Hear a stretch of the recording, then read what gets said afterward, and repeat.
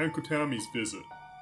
Now remember, I don't want you talking to him unless I'm around, you hear? Yes, Dad. I'm serious, now tuck in your shirt, he's here. The front door swung open and there stood Uncle Tommy, drenched in sweat from a day's work in the summer heat. It's a scorch out there, ain't it? He said, putting his bag on the floor and tying his boots. I appreciate you letting me crash for tonight. Just as long as you're gone in the morning, my dad replied coldly. Of course. Now, Uncle Tommy said, turning to me and lowering himself to a knee. Where's my hug at? Been a while since I've seen you last. Took a couple steps toward him and leaned in for a hug. His tight embrace made me uncomfortable, and I let out a light whimper. Don't you know it's 100 degrees out there? He asked, tugging at my long sleeves. I haven't been outside today, I recited to him.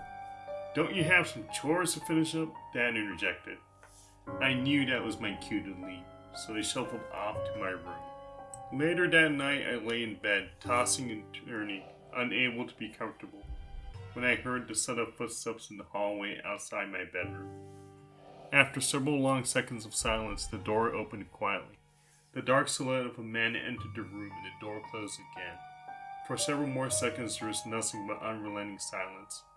I might have thought I had dreamt it all if it weren't for the sound of hushed breath being carefully released. I could feel him getting nearer. The warmth of another person in the room was unfamiliar at this hour. I was not prepared for this. I prayed he would go away, to even come back in the morning if he must. He reached down and touched me. He rolled me onto my stomach and lifted up my shirt. From the corner of my eye, I could see two things. The faint beam of a pocket flashlight and Uncle Tommy's eyes studying my bare skin.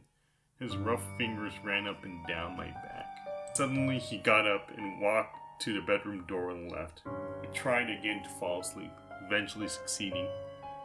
He was gone by the time I awoke. Around noon the phone rang while my father was out.